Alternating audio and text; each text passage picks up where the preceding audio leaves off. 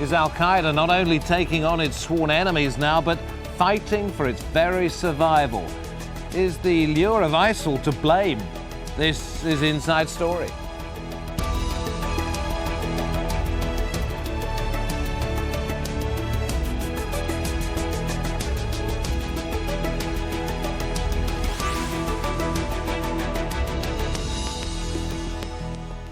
Warm welcome to the programme from me, David Foster.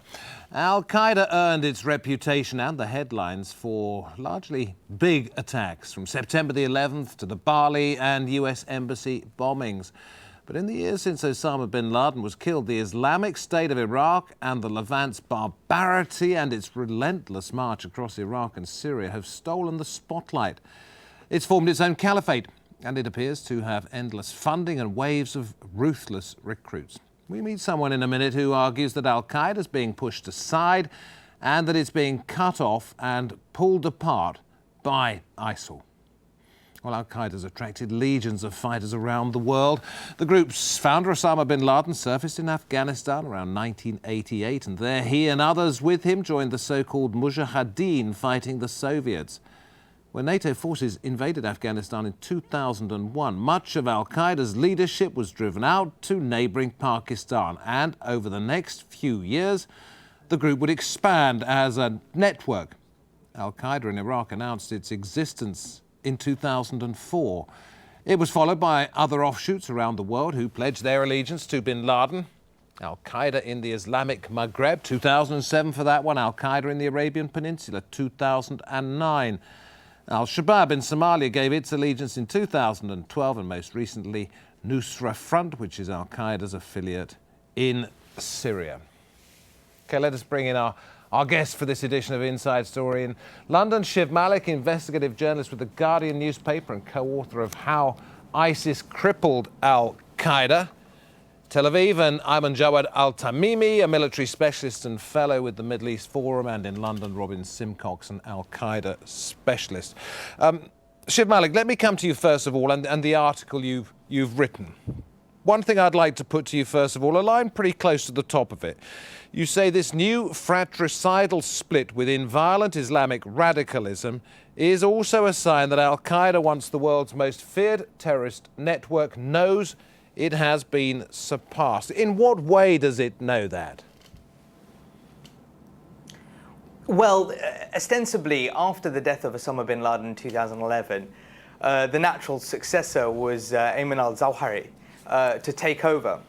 And he did, except he found himself at that point also still sort of cut off from where he was. At least this is what we've been told by a number of people.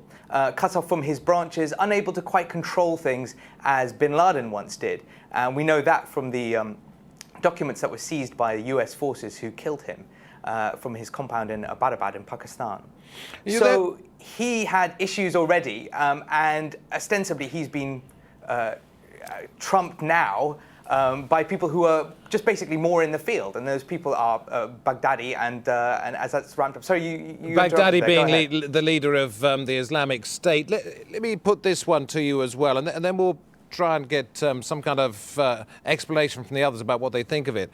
ISIL, Islamic State, whatever you want to call it, launched a coup against al-Qaeda to destroy it from within. How and why? So, ostensibly, this started over a sort of a power struggle, and when it happened and occurred in about 2012-13, basically Baghdadi wanted to keep control over his affiliate in Syria, Jabhat al-Nusra. Jabhat al-Nusra, he felt he was threatened by them, and it would seem that Jabhat al-Nusra wanted to also become its own independent affiliate within the al-Qaeda umbrella. And it's important to remember that al-Qaeda really was the only jihadist group really to join. It was this sort of supreme head of global jihad. I mean, this is kind of the language they describe themselves. When this power struggle sort of kicked off, Zawahiri steps in, tells Baghdadi, well, look, you stick to Iraq, Jabhat al-Nusra will stick to Syria. Baghdadi wasn't pleased by that. And then that's when, really, this fratricidal rift kicked off. And it's still going on today. We still see in just the last couple of weeks, there's the Taliban and ISIS are fighting it out. Taliban fighters are getting killed, likewise with ISIS. And all the way in North Africa, we see it in Libya. There's still a struggle between those two groups. Mr. Al-Tamimi, from the Middle East Forum, military specialist, we'll go to Tel Aviv and you, and then come back to London and Simon Wilcox in a moment. But tell me, what do you make of the assertion in this article, which is it's not just a skimmed article, it's very well sourced in many ways, talks to a lot of people who are close to what's going on, that al-Qaeda as an idea and an organisation is now on the verge of collapse? I don't quite agree with that, taking that assertion on its own. Actually, I think Syria offers the best example of how there can be ebb and flow in what goes on. So Jabhat al-Nusra, which as you'd mentioned, is Syria's al-Qaeda affiliate. Last year, it seemed like they were really on the ropes because they were entirely destroyed in eastern Syria because of the Islamic State takeover of most of Deir ez-Zor province. And for those of us who followed the conflict, Deir ez-Zor province really did seem where Nusra had its strongest base, and in fact, Nusra's leader, Abu Muhammad al-Julani, he's originally said to be from Deir ez-Zor province, from Ash-Shuhail. However, Jabhat al-Nusra has reasserted itself and grown much stronger, and really, to a large extent compensated by its growth in northwest Syria, particularly in Idlib province. And pursuing a strategy, I think, that is in keeping with the ideals of what Ayman al-Zawahiri would want, namely a force that is still, at the end of the day, al-Qaeda, but one that knows how to intertwine itself with the wider rebellion and other forces at work, and cooperate and gain a good reputation.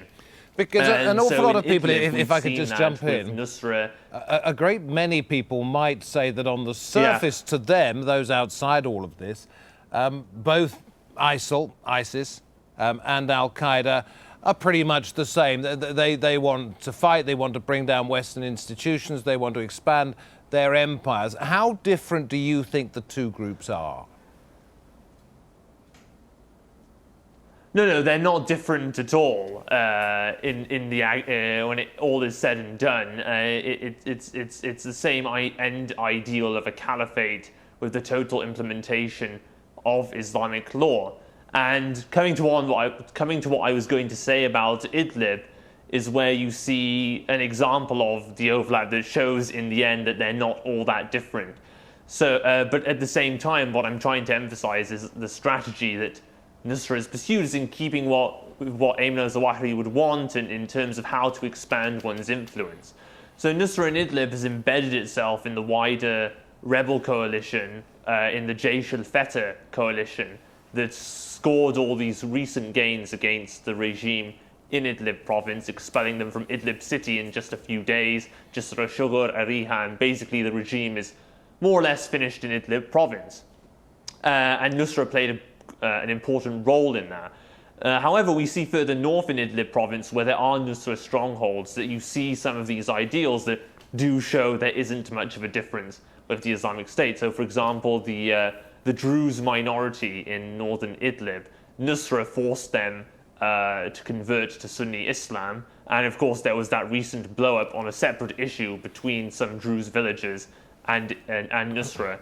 But on the other hand, the way that Nusra has intertwined itself with the wider rebellion is such that the other rebel groups can't really do much about it. Now let's go to Robin Simcox in London, sitting very patiently there, waiting for your turn. I know you have written extensively about al-Qaeda in the Arabian Peninsula, but I want to ask you whether the comments you made in that essay are reflective of what the organisation as a whole is going. That it's the stalwarts, the old guard have remained pretty loyal, but it's the young followers of al-Qaeda who might be finding that they're drawn towards ISIL.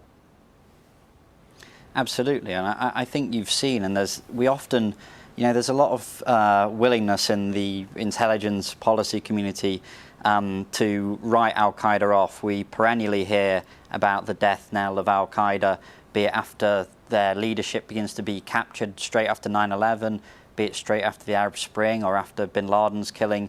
This is an unbelievably resilient organisation. And even with the rise of ISIS, as impressive and noteworthy as it's been, you've not seen mass defections and mass splinters from the al-Qaeda groups. There is a great level of loyalty to Zawahiri, the emir of al-Qaeda, and that's enabled the group to have an ongoing relevance. And what I think we need to be a little bit careful about doing is conflating the rise of ISIS with the fall of al-Qaeda. ISIS is undoubtedly on the rise, or has been for the past year or so, but I think also al-Qaeda remains an extremely relevant and dangerous organisation. Look at what's happening in Syria, look at what's happening in Yemen, look at the recent attacks in Paris just 6 months ago. We have to make sure we don't count al-Qaeda out, because they're a very dangerous group. Shiv, I can see you want to butt in, but give us a second, please, with Robin, because he hasn't had much chance to say anything. OK, so the youngsters, if you like, the newer recruits to al-Qaeda might be dissatisfied with what they see there. They might go across to ISIS. What do they get with ISIS that they don't get with the older organisation? Well, and Shiv makes the point in the piece as well. There's the financial aspect of it first and foremost. ISIS is a rich organisation which has resources that it can pass out that al-Qaeda may not be able to. It also undoubtedly has a great sense of momentum at the moment, ISIS. It controls this territory. It's beginning to govern in a basic and brutal way. But it's attracting people in from all over the world. It's relatively easy to travel to, certainly from Europe. And these are all things that al-Qaeda doesn't have really in the same way. But we must say al-Qaeda has been around an awfully long time. There's been a lot of false dawns regarding its defeat. And I think we should be careful about dismissing it just yet. But from their point of view, those people who go across to ISIS, they might see a dynamism that they don't see with the older group, with al-Qaeda. They see it holding on to territory. They see it running institutions within certain land masses. They see it organising some kind of social system. It's very much on message. It has its English language newspaper, etc., etc. Yeah. Well, certainly that is the case, but remember, this was something that al-Qaeda showed an interest in as well. If you look at when they controlled parts of southern Yemen in the aftermath of the Arab Spring, Ansar al-Sharia, which was the AQAP insurgent arm, also showed a great interest in governance and trying to co-opt the support of locals as opposed to directly, totalitarian from the top down. And I think you need to remember that that al-Qaeda and ISIS, for all their similarities, which are legion, there are differences in the way their strategy in terms of approaching things. ISIS is loud, it's brash, it's a newcomer, it likes the attention. Al-Qaeda perennially likes to be patient, likes to be quiet behind the scenes. So it's different approaches, but I would argue equally dangerous. Shiv, do you want to jump in? I'm sorry I had to cut you short. I could see you wanted to say something a couple of minutes ago, but now's your chance. So what do we mean by al-Qaeda? Well, we mean two things, really, and it's worth just remembering this. We mean it's an idea. Al-Qaeda is a banner, and it was a banner for all jihadist groups, Sunni jihadist groups, to sort of join up to. It was the group to join. It had all the prestige following September the 11th from their perspective, obviously. That was something to join up to. And it provided, in that sense, unity, something that had been, until al-Qaeda came onto the scene in the sort of the 90s, that had been lacking. Jihadist movements had always been localized in particular areas, in particular nation states. They brought that together. That's what's been dismantled by ISIS. But the second thing that we mean by al-Qaeda is it's an organization. As a functioning organization with a person at the top who can give orders, and for those to be followed out by people at the bottom, that's also over. And that's partly because of the death of bin Laden and the transfer of power to Zawahiri, but also because ISIS has come onto the scene and been able to attract men, material, money, and of course prestige. And is it true that senior members of al-Qaeda, maybe Zawahiri himself, are appalled at the levels of brutality displayed by ISIL, something that a lot of people say, well, that's very rich considering what they've done, but they don't think that is the right approach? That's right. I mean, we spoke to two very influential spiritualist sort of heads, if you want, of al-Qaeda. Abu Qatada, which people who are living in the UK will know him very well. The UK government regard him as an incredibly dangerous individual. He's now in Jordan. And also Sheikh Abu Muhammad al-Muqdasi, who's also less well known in the West, but very well known in the Arab world, as being the sort of the eminent radical ideologue, if you want, of al-Qaeda. And both those two people are both appalled by what ISIS have been doing. They did spend a very long time trying to reconcile these two groups back together so ISIS would fall back under the banner of al-Qaeda. And ISIS and Baghdadi himself wrote to these two people and said, basically, after a long series of negotiations, no way. And it wasn't going to happen. And we are now the Islamic State, we're the caliphate. We trump all, is the answers and the replies that they got back in private and in public. But isn't it a bit rich? Isn't it a bit rich for these people to be sitting there saying, I'm terribly sorry, but your levels of brutality are far worse than our levels of brutality? Indeed. Oh, no, absolutely. And you can sort of, looking at this as a complete, sort of outside of the fold of the jihadist sphere, of course, that's exactly what you would think. And in fact, you almost get a sense that they rue a little bit about what they had previously taught. And they themselves are rethinking all of this and thinking, well, hang on, maybe we have just been about the sort of jihad, as they termed it, the jihad of spite. They go around sort of in revenge attacks, killing civilians along with it, both Muslim and non-Muslim. And this wasn't the right way to go.